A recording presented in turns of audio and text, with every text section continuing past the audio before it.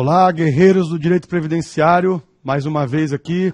Para quem não me conhece, meu nome é André Bittencourt. Estaremos aqui neste curso que é voltado para a prática dos benefícios por incapacidade, a prática administrativa e judicial deste benefício que é tão importante e que aí no seu escritório tem um grande volume, tenho certeza. O nosso dia a dia sempre nos traz grandes desafios na prática dos benefícios por incapacidade, e é um prazer estar aqui com vocês nesses 6 encontros, onde vamos discutir aí temas polêmicos, por mais uma vez uma situação advinda da medida provisória, vamos ter que nos debruçar na questão aí do pente fino dos benefícios previdenciários. Então, logicamente, essa e outras questões vão estar sendo debatidas aqui ao longo do nosso encontro. Mande as suas perguntas, esteja conosco. É um prazer, mais uma vez, estar com vocês, como eu falei. E agora vamos debater um pouquinho, sem perder tempo, essa questão aí muito importante dos benefícios por incapacidade. Bom, no material de vocês aí, pessoal, vocês vão encontrar uma forma de estar em contato comigo. Tem aí o meu Instagram, para quem quiser acompanhar. Sempre estamos postando lá novidades aí, jurisprudências, algumas situações que achamos importantes. Então tá lá, @Prof. André Bittencourt. E também no Facebook, temos aí a página André Luiz Bittencourt, onde estamos sempre postando também jurisprudências e outras situações interessantes aí aos colegas que trabalham com o direito previdenciário.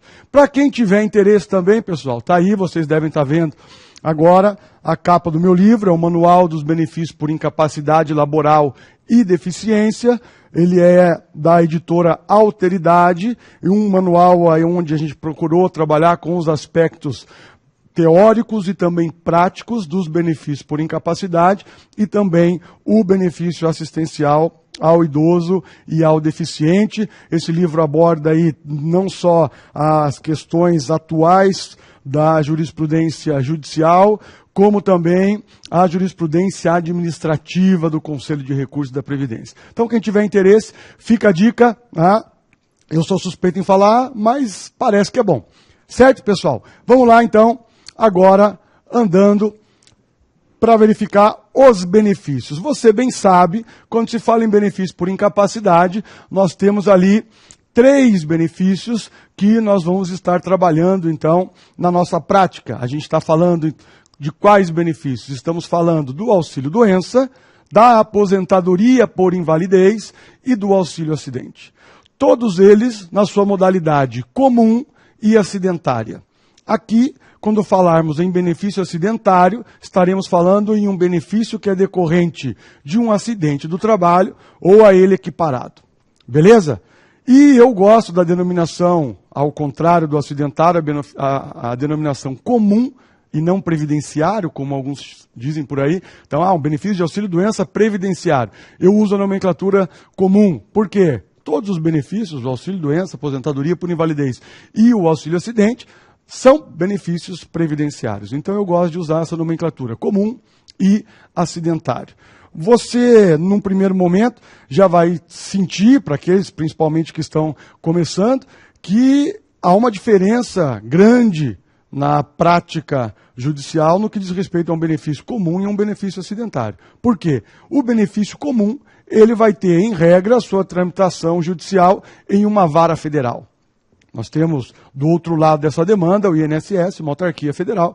Então, logicamente, esse processo corre em uma vara federal ou no juizado especial federal nas causas de até 60 salários mínimos. Mas, eu também poderia aqui, e eu falei regra geral por causa disso, de repente, se na cidade onde eu faço lá a minha militância, a minha advocacia, não tem sede da Justiça Federal, eu posso fazer com que a minha ação corra na Justiça Estadual, mas o juiz estadual está fazendo as vezes de um juiz federal. Beleza? E aí, como decorrência, um eventual recurso contra aquela sentença, por exemplo, de um juiz estadual que está investido ali, está fazendo as vezes de um juiz federal, você vai fazer o seu recurso ao TRF e não ao TJ do Estado. Agora, se eu estou falando de um benefício decorrente de um acidente ou a ele equiparado, mesmo que eu tenha o INSS, você sabe, eu vou ter que fazer a tramitação dessa ação na Justiça Estadual. A PEC está aí e não vamos entrar aqui em grandes debates a respeito dela, até porque o tempo não nos permite, mas um dos pontos em que se altera, e essa alteração, para mim, vem há bom tempo, é a situação de trazer as causas acidentárias também para a Justiça Federal. Beleza? Então, se essa alteração ocorrer na proposta aí de emenda à Constituição, tanto o benefício comum como acidentário correriam numa vara federal. Mas hoje, se você tem um benefício acidentário, você vai fazer a tramitação na Justiça Estadual e, logicamente, um eventual recurso, aqui o juiz não está investido, não está fazendo as vezes de um juiz federal, um eventual recurso você vai depositar onde? No TJ do estado onde você está militando. Beleza, pessoal? Então vocês têm ali um quadrinho, no primeiro momento, de todos os benefícios, né? Como falei, auxílio-doença, aposentadoria por invalidez e auxílio-acidente. E aqui, rapidamente, fazendo aí a distinção entre eles, o auxílio-doença vai ser aquele benefício que vai ser concedido a uma pessoa que esteja incapaz para a sua atividade habitual por um prazo superior a 15 dias. Até 15 dias, o trabalhador vai estar de atestado e a empresa que ele tem lá a sua relação de trabalho vai estar pagando, então, esses dias em que ele está afastado, e a partir do 16º dia, o INSS assume. Então, veja, aqui eu vou estar afastado para a minha atividade habitual. Aprofundaremos isso na sequência, mas para a gente ir esquentando os motores, né, essa introdução é necessária. Já quando eu falo em aposentadoria por invalidez, de repente eu tenho uma situação um pouquinho mais abrangente. No auxílio-doença, como eu acabei de falar, eu tenho uma incapacidade para atividade habitual. Na aposentadoria por invalidez, de repente eu já tenho que falar no quê? Uma invalidez propriamente dita. Ele está inválido para o exercício de uma atividade laborativa, seja ela qual for. Regra geral. Vamos esmiuçar isso depois. E o auxílio-acidente vai ser aquele benefício que vai ser decorrente de um acidente de qualquer natureza ou um acidente do trabalho, e esse acidente gerou uma sequela. Então essa é a grande diferença. E não confunda, muita gente, principalmente quem está no começo, e não há demérito nenhum nisso, eles confundem a diferença entre um benefício acidentário e um benefício de auxílio-acidente. Eu tenho, por exemplo, um auxílio-doença acidentário. Então, estava lá trabalhando numa determinada empresa, sofri um acidente naquela empresa, um acidente do trabalho, então, e aí eu vou ficar, essa incapacidade foi superior a 15 dias, eu vou ficar em gozo de auxílio-doença. A partir do momento em que se verifica uma alta, então eu passo pela perícia e a perícia verifica uma alta, eu volto a trabalhar, correto? Só que, se esse acidente gerou uma sequela, então, por exemplo, eu tive um encurtamento na perna por conta de uma fratura que eu tive naquele meio ambiente do trabalho, e esse encurtamento diminui a minha capacidade para realizar aquela atividade, então cessa o meu auxílio-doença e, regra geral, no dia imediatamente seguinte, tinha que se iniciar aqui o meu auxílio-acidente. Então eu vou continuar trabalhando e recebendo a minha remuneração mensal e vou receber o auxílio-acidente na forma de indenização. Eles vão estar me indenizando porque eu estou trabalhando em prol de uma coletividade e ao estar trabalhando sofri esse acidente e vou levar essa sequela para o resto da minha vida. Então o sistema, dentro do princípio da solidariedade, ele devolve este benefício, porque se entende que de repente você não vai conseguir ter uma progressão na sua carreira, como teria se não tivesse essa sequela. Perfeito? E aqui, um primeiro ponto. Você sabe que nenhum benefício, pelo menos por enquanto, nenhum benefício, regra geral, é menor do que o salário mínimo. O auxílio-acidente pode vir a ser menor do que o salário mínimo. Por quê? Eu falei uma palavrinha agora há pouco. Ele é uma indenização, ele tem uma natureza indenizatória. E ele não substitui salário, esse é o grande ponto também. Porque, eu falei, regra geral, você tem a cessação do seu auxílio-doença, retorna ao seu trabalho, e aí você, porque teve a diminuição, vai receber o salário e o auxílio-acidente. Então, por conta disso, o auxílio-acidente não substitui salário, ele, se o seu cálculo chegar a um resultado inferior ao salário mínimo, o seu benefício vai ser inferior ao seu salário mínimo. Beleza? Vamos aí entrando, vamos aquecendo, vamos à frente. Então aí fica para você no material a tabelinha dos benefícios com os números, muito importante os números, para quem está começando agora, principalmente, porque você sabe que lá no INSS é uma sopa de letrinhas, não é? Então você tem que chegar lá e já, você veio aqui para ver um B31, eu quero transformar o B31 em B91. E aí, se você não tiver acostumado com essa nomenclatura, você pode sofrer um pouquinho no começo. Com o tempo, quem está começando agora vai se identificar com os números, não se preocupe. Mas agora, gente, nós vimos aí de uma maneira muito rápida que eu, para ter direito ao benefício, de repente tenho que ter o quê? Uma incapacidade para a minha atividade habitual, correto? Ou uma incapacidade que abranja uma situação um pouco maior, mais abrangente, e aí eu vou estar inválido para o exercício de uma atividade laborativa. E eu tenho que saber, então, o que é incapacidade. Antes disso, gente, eu vou trazer aqui para você um desenho que vai ajudar você a identificar, quando você estiver falando com o seu cliente, qual é o benefício que, de repente, ele vai ter direito. Quando eu quiser verificar as questões que envolvem o benefício por incapacidade, vale a pena eu verificar a capacidade dele.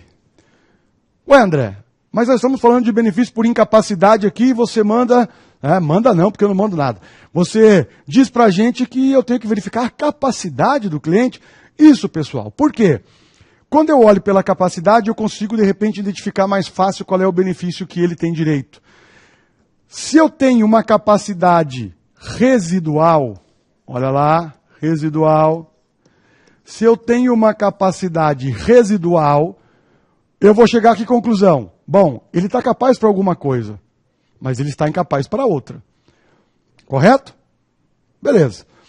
Se ele tem capacidade residual, ele, então, deverá estar incapaz para a atividade habitual. Opa! Se ele está incapaz para a atividade habitual, então, estou falando de auxílio-doença. E por que ele não vai ser aposentado por invalidez? Justamente por isso, quem tem uma incapacidade para a atividade habitual está com capacidade residual. E aí, qual é a ideia do sistema? Muito lógica. Bom, se você tem capacidade residual, André, você tem força de trabalho para outras situações. Então, vamos imaginar que eu aqui resolvi não trabalhar dentro de uma questão de escritório de advocacia, não quero exercer a advocacia, mas eu gosto de dar aula e vou trabalhar só na docência, beleza? E aí eu começo a ter problemas na minha voz. Pode ser que eu fique incapaz para a atividade que eu estou exercendo agora, minha atividade de professor. Mas eu tenho capacidade residual. Por quê? Dentro da minha habilitação profissional, por exemplo, eu tenho lá, o meu intelecto está perfeito, eu consigo raciocinar perfeitamente, há controvérsia com relação a isso, bom, mas aí vamos adiante. Então, vamos imaginar que eu posso raciocinar perfeitamente, e se eu posso raciocinar perfeitamente, ter o conhecimento da lei, mesmo que precário, dentro do meu ponto de vista, eu vou poder atuar como advogado, desde que eu não faça, de repente, lá, sustentação oral, enfim, alguma coisa que demande ali o uso reiterado da voz. Então, o que o sistema pensa? Bom, se você tem uma capacidade residual, reabilitaremos você, ou você já tem uma habilitação aí informal, vamos colocar assim, e você vai poder trabalhar em outra atividade. Beleza, gente? Perfeitamente correta essa interpretação do sistema. Porque a ideia é que você trabalhe, que você não se desligue do trabalho para receber benefício se você ainda tem capacidade para exercer uma atividade. Agora, se você, de repente, não tem uma... Olha aqui, estou escrevendo de novo, residual, mas estou fazendo um xizão ali. Se eu não tenho capacidade residual, eu tenho o quê? Eu tenho invalidez. Eu não tenho capacidade para fazer mais nada. Então, de repente, aqui, regra geral, a gente vai ver por quê, eu vou receber uma aposentadoria por invalidez. E ainda, eu posso ter a minha capacidade, olha aqui a palavrinha, diminuída. Aí, o que acontece aqui? Eu fiquei incapaz por um tempo, por exemplo, ou não cheguei a ficar incapaz, mas eu tive uma situação de um acidente e esse acidente me deixou com a minha capacidade diminuída. certo? Então, eu perdi, por exemplo, lá a visão de um olho, eu perdi a audição de um ouvido, diminuiu a minha capacidade.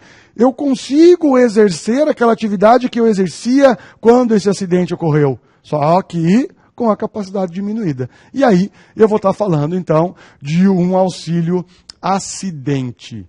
Beleza aqui, meus queridos? Tranquilo? Então, vamos voltando aí para onde paramos.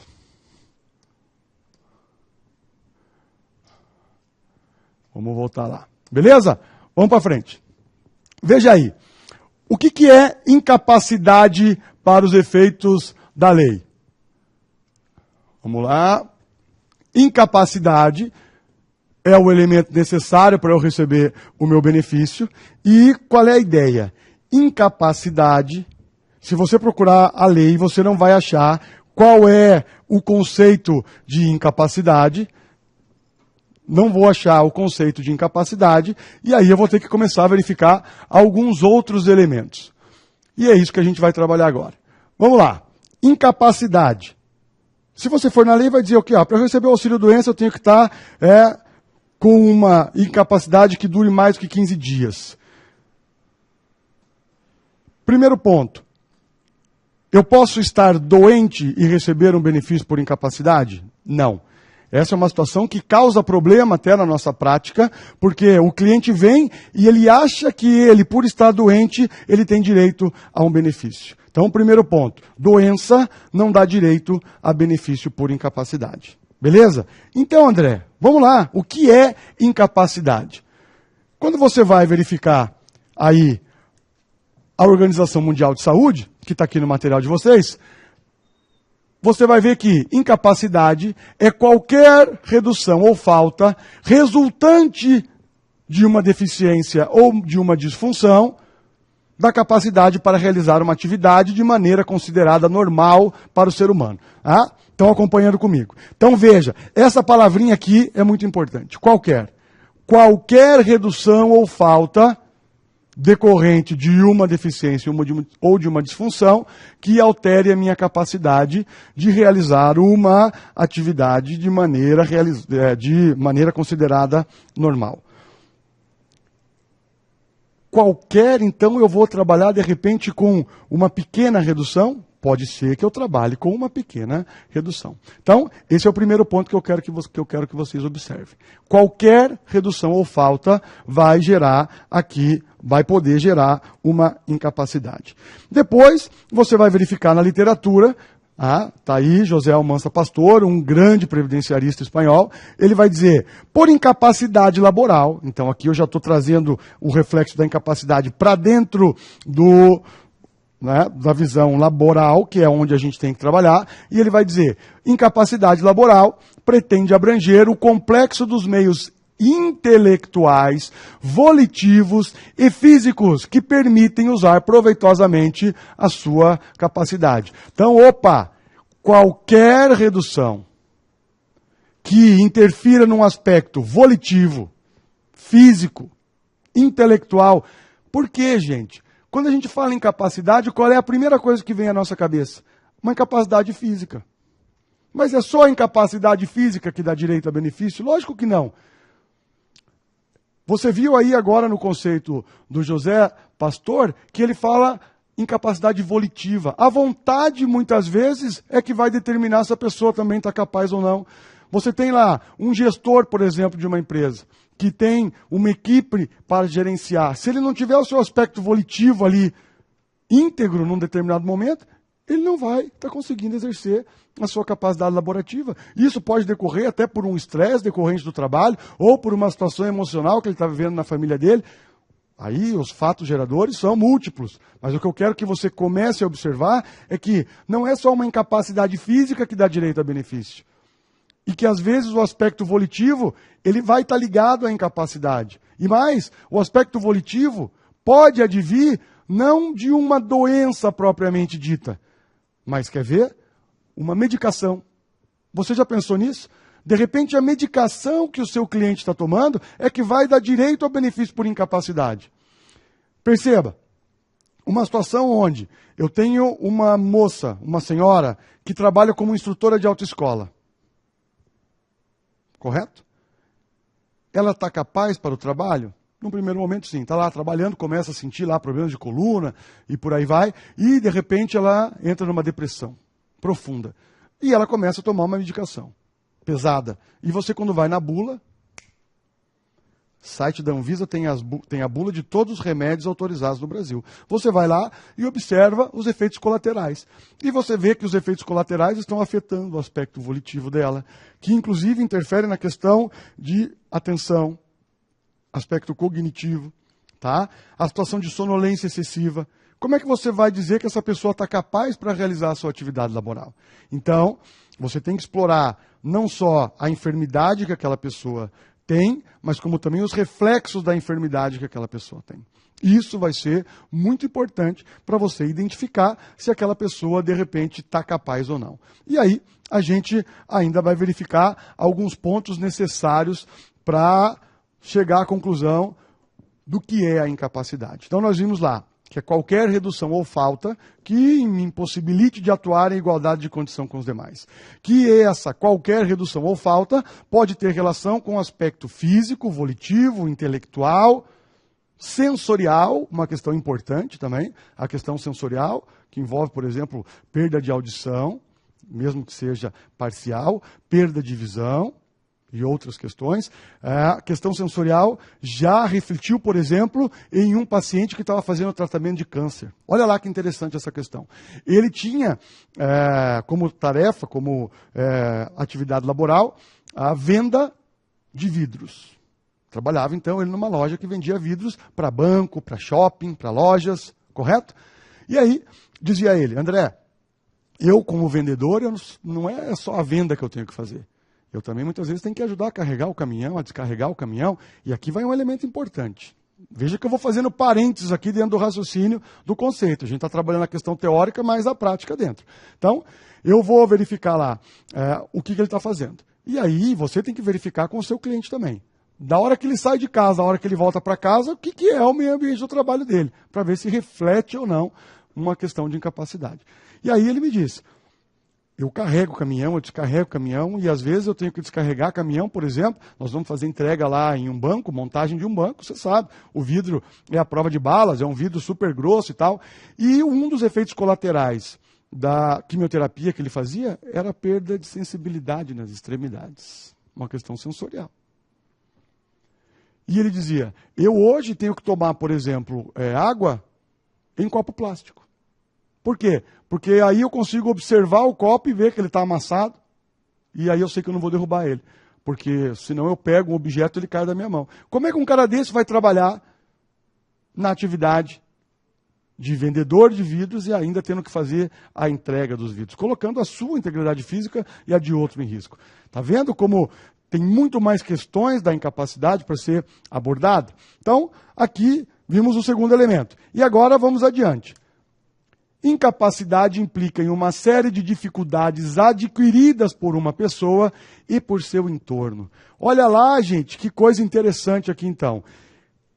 Conceito de incapacidade, qualquer redução ou falta que me impeça de atuar em igualdade de condição com os demais, que reflita aí no aspecto físico, volitivo, sensorial, como falamos agora há pouco, e tem um aspecto social que veremos a seguir.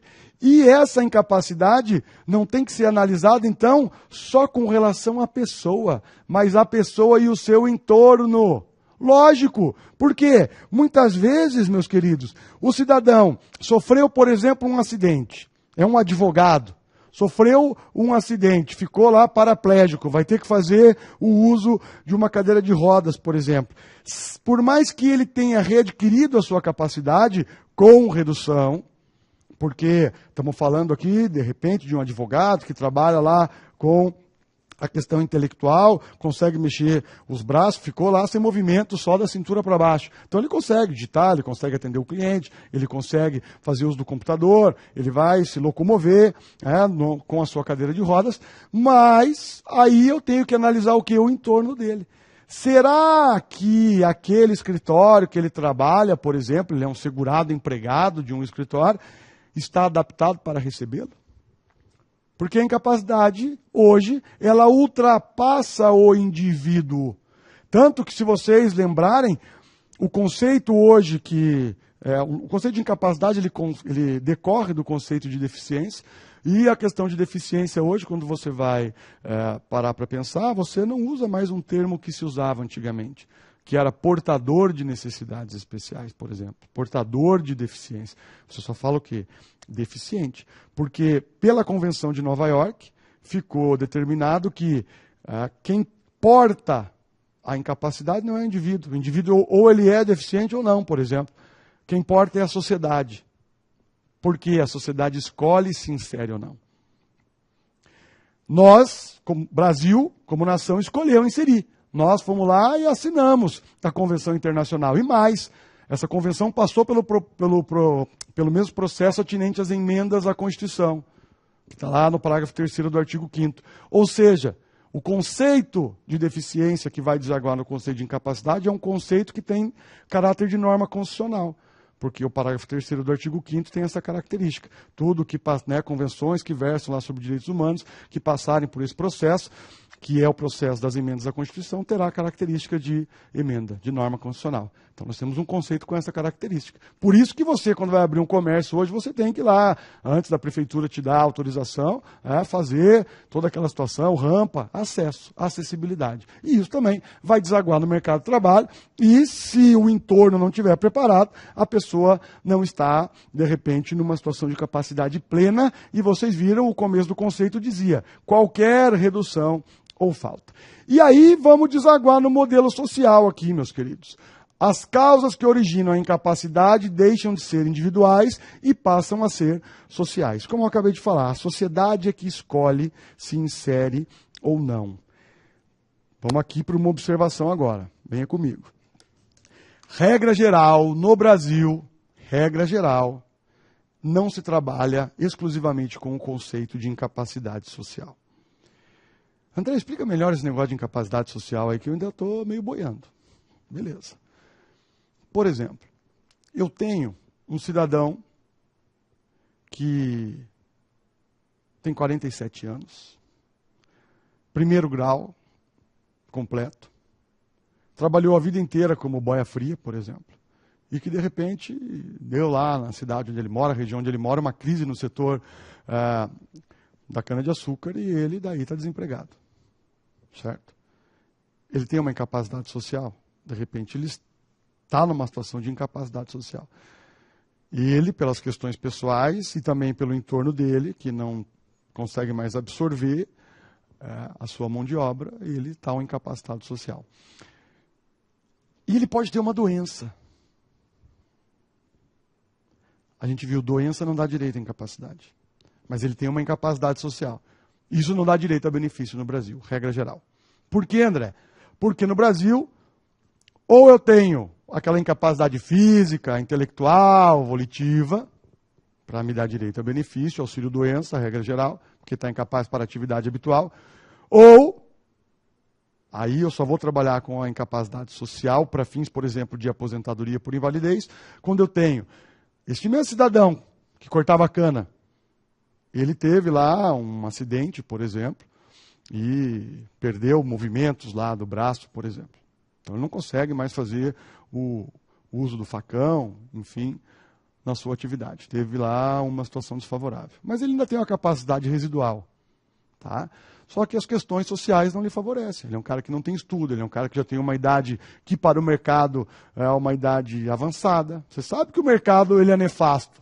A gente está aí todo dia ralando, trabalhando, estudando, e às vezes fica meio preocupado como é que vai ser amanhã. Se coloca no lugar de uma pessoa com essas características. E aí, a jurisprudência, então, de forma pacífica, vai dizer incapacidade parcial, física, por exemplo, mais uma incapacidade social, pode dar direito, então, a uma aposentadoria por invalidez. Então, regra geral, eu não tenho incapacidade social. Eu vou ter que ter uma incapacidade física, sensorial, intelectual, parcial, mais uma incapacidade social para falar em aposentadoria por invalidez, por exemplo. Beleza? A gente vai ver que tem uma exceção, com o andar do curso, vocês vão ver que vai ter uma situação que, pela incapacidade social, eu posso falar em benefício. Mas, regra geral, guarda isso. Fechou? Tranquilo, pessoal? Necessário fazer essa introdução, tá? Então tá aí, mais uma vez, um resuminho, para depois você estar acompanhando aí na sua casa, das situações de incapacidade que podem gerar benefício. Física, social, psicológica, né, sensorial. Beleza? E aí, o que eu acabei de falar. No Brasil, trabalhamos com o conceito de que uma incapacidade parcial, mais a incapacidade social é que vai dar direito a benefício. Incapacidade social, por si só, não. E aí eu entro em duas súmulas. Súmula 47 e súmula 78, ambas da Turma Nacional de Uniformização. A primeira, a 47, vai trabalhar na regra geral. Ela vai dizer o quê? Uma incapacidade parcial, constatada uma incapacidade parcial para o trabalho, o juiz deve, olha a palavrinha linda, deve analisar as questões sociais para a verificação de uma eventual aposentadoria por invalidez. Então aqui, quando você... Isso reflete o que na prática, gente? Quando você vai fazer a sua petição inicial, você já tem que trabalhar em cima de aspectos clínicos e aspectos sociais. Porque se a perícia vier e disser que o seu cliente tem uma incapacidade física, por exemplo, parcial, se você elaborou uma petição boa, que traga os aspectos sociais para a análise do juiz, o juiz obrigatoriamente tem que se debruçar sobre eles. E aí, no caso do exemplo, então, constatei a limitação física lá do cortador de cana, aí contei quem é ele, o que ele tem de estudo, como é que é o meio ambiente que ele está inserido, a cidade dele pode absorver ele ou não no mercado de trabalho, numa outra função, por exemplo. Porque se você não cuidar, o que vai acontecer? Ele vai ficar em gozo de auxílio-doença até que reabilitado. Só que se a reabilitação dele não for viável, porque a cidade dele é uma cidade agrícola, e aí vão ficar esperando reabilitar o cara para quê? Para ver se ele vai trabalhar na indústria? Se você, na petição inicial, já não demonstrar que a cidade dele não tem essa característica, o que vai acontecer? Ele vai ficar em gozo de auxílio-doença, quando ele poderia estar em gozo de aposentadoria por invalidez. Então, quando você vai entrevistar o seu cliente, você tem que verificar os aspectos clínicos e os aspectos sociais.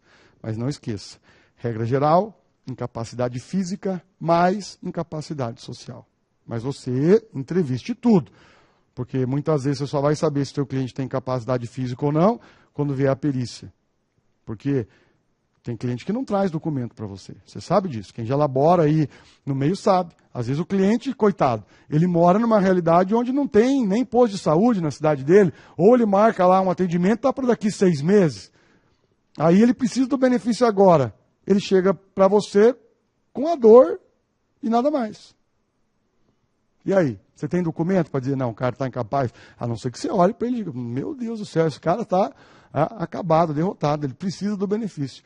Muitas vezes não vai acontecer, gente. Tem muitas questões subjetivas, questões que você não consegue analisar no primeiro momento. E aí você vai ficar dependendo da perícia.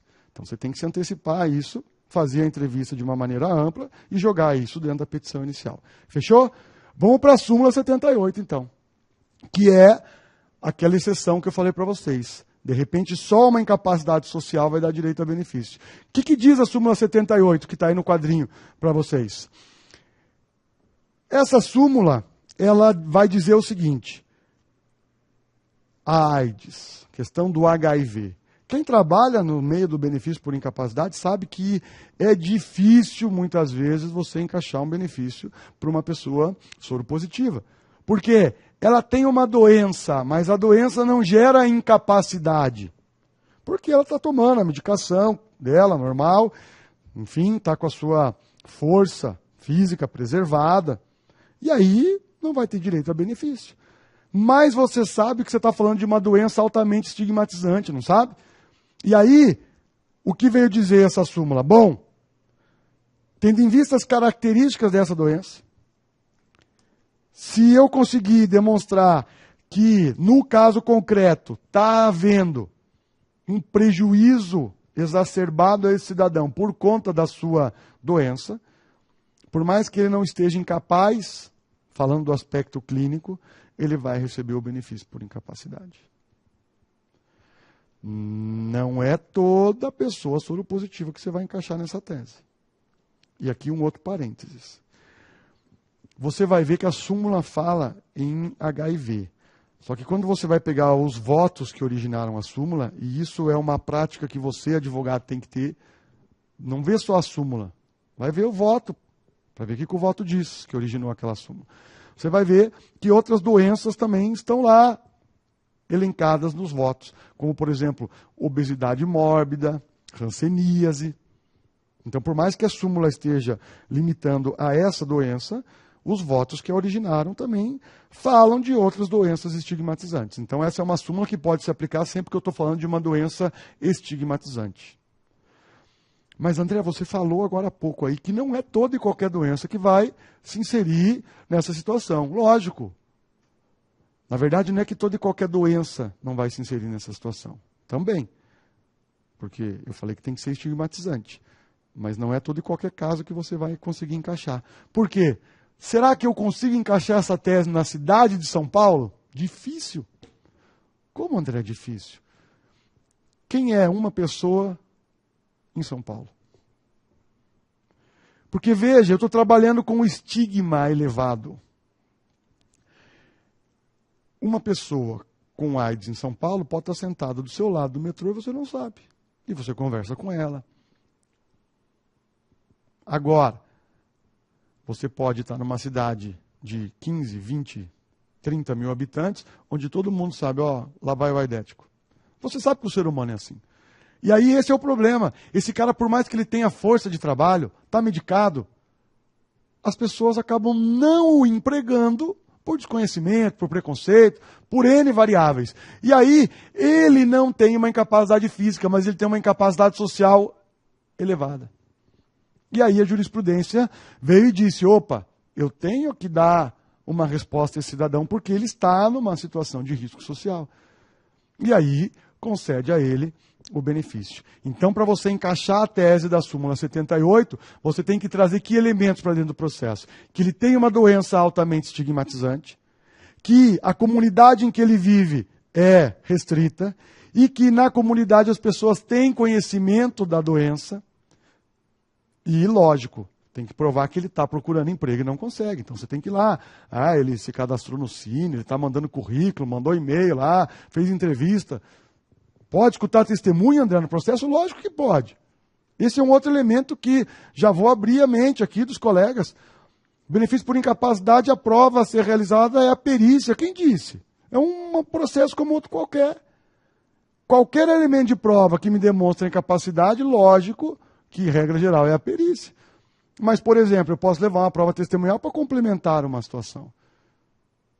Esse era um caso. Para provar, não, o cidadão procura emprego à torta e à direito, mas não consegue.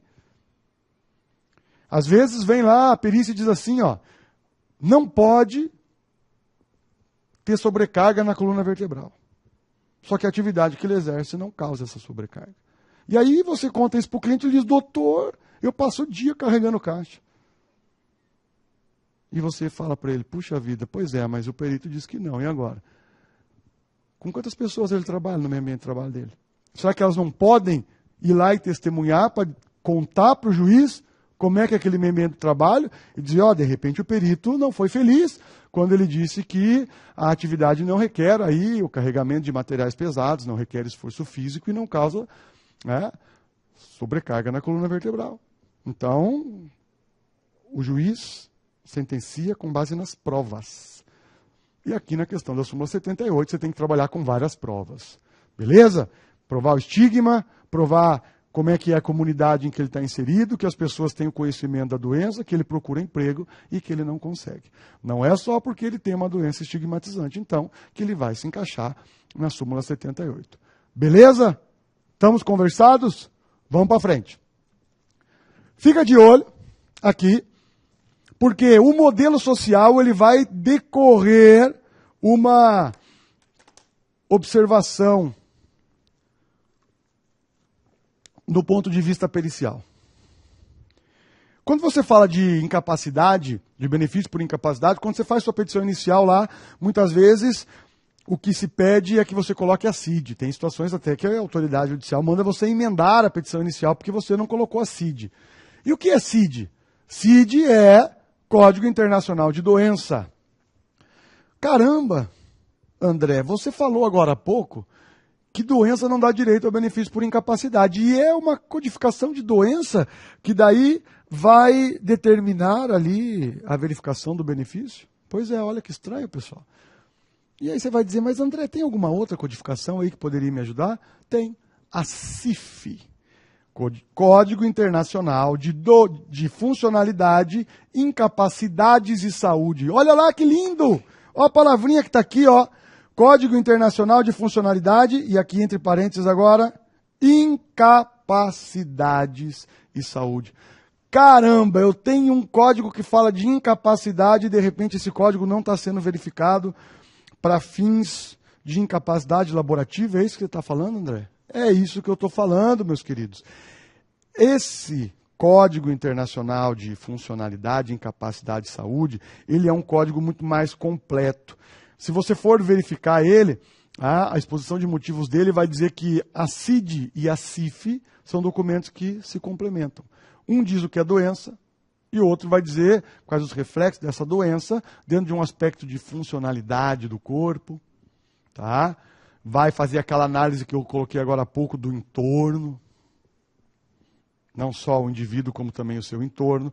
Então, se nós ratificamos a Convenção de Nova York, se ela passou pelo processo atinente às emendas constitucionais, a perícia, por uma decorrência de uma norma que tem caráter de norma constitucional, tem que analisar a incapacidade dentro desse aspecto. E aí a tal da perícia, nota o nome aí, perícia biopsicossocial. Porque ela analisa todas essas características. Vai analisar as questões biológicas, psicológicas, funcionais, sociais, o indivíduo em relação ao seu entorno. Então, gente, qual é a dica que eu deixo para vocês? Quando você for pedir para que a perícia seja feita, que a perícia seja feita levando em consideração os elementos da CID e também da CIF, para que se analise o sujeito dentro de todos esses elementos que eu falei com vocês até agora. Por isso era importante da gente começar tratando por esse conceito de incapacidade que é muito mal esmiuçado aqui no Brasil ainda. Para você ter uma ideia como é mal esmiuçado, a gente está tendo muito problema com o segurado facultativo. Porque é incapacidade para o trabalho, não é? E o facultativo trabalha?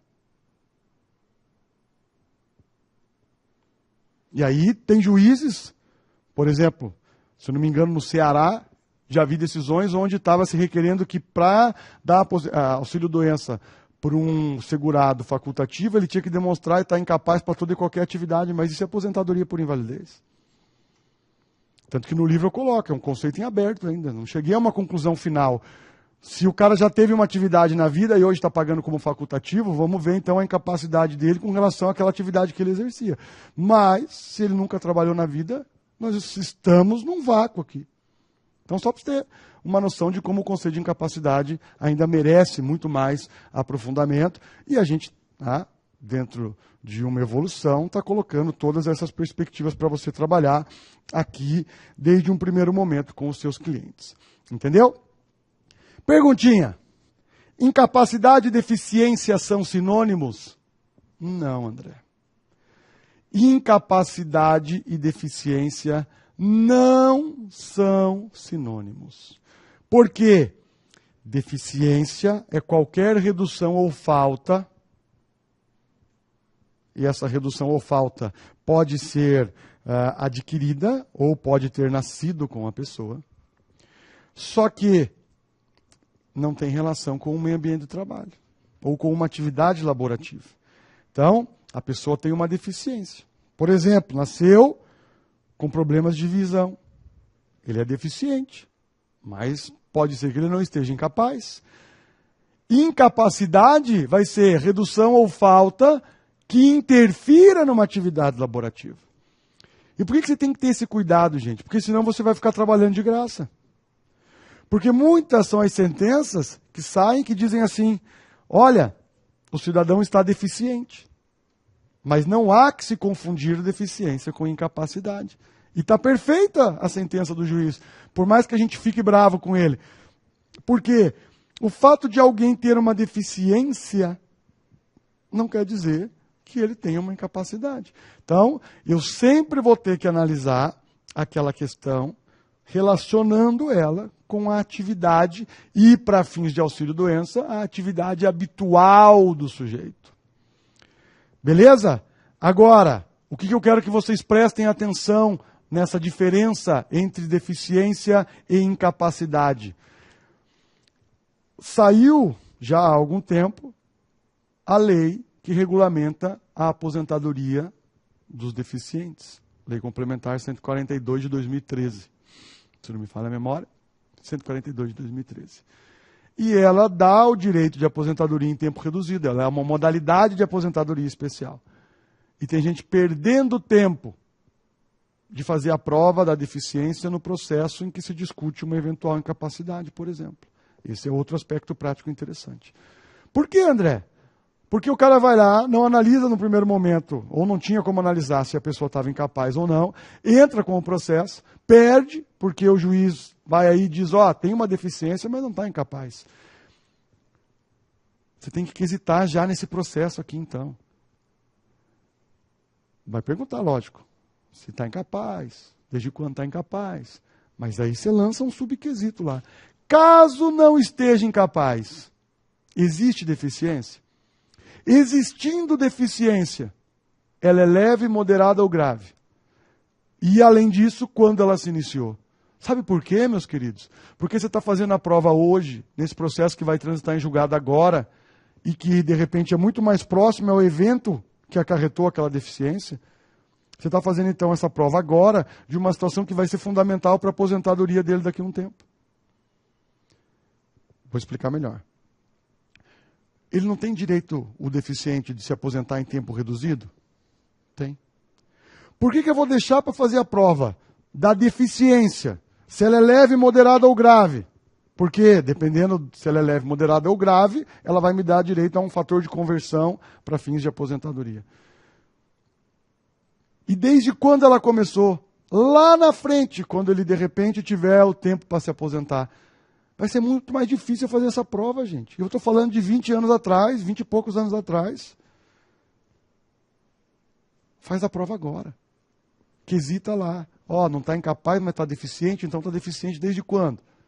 E essa deficiência é leve, moderada ou grave? Por quê? Transitou em julgado esse processinho aqui, esse processinho é a prova para a aposentadoria futura dele. E aí você já faz gestão do seu escritório de advocacia. Porque você vai lá e bota no seu sisteminha, a deficiência dele é moderada, começou em tal data, ele tem direito a fator de conversão X, já tem tempo de contribuição, porque ele não nasceu deficiente, ele adquiriu, por exemplo, por um acidente. E você tem, então, um marco inicial que ficou fixado nesse processo. Então, ele tem 10 anos de contribuição, depois de 10 anos de contribuição, ele se tornou deficiente. E aí você vai trabalhar, ele tem 10 anos como comum, depois ele vai ter um período como especial, que eu vou converter especial em comum, e aí eu sei que em data X ele terá cumprido o requisito para a aposentadoria do deficiente. E aí você já vai marcar na agendinha lá do teu escritório, em 1º de fevereiro de 2020, fulano de tal cumpre os requisitos da aposentadoria. Fique esperto. Não dá para perder nada em previdenciário.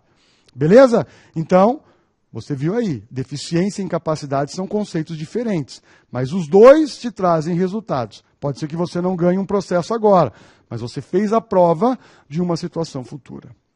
Certo, pessoal? Esse primeiro bloco era para a gente ingressar nesse contexto de incapacidade. Já trabalhamos algumas questões práticas interessantes aí, para você ver a importância do conceito e os reflexos dele na prática. E aí nós voltaremos na sequência, verificando outras questões do processo administrativo e do processo judicial. E a começar, quem é que vai ter direito a esse benefício ou não? Está aí o quadrinho para vocês. Voltaremos com ele na sequência. Até mais e um grande abraço.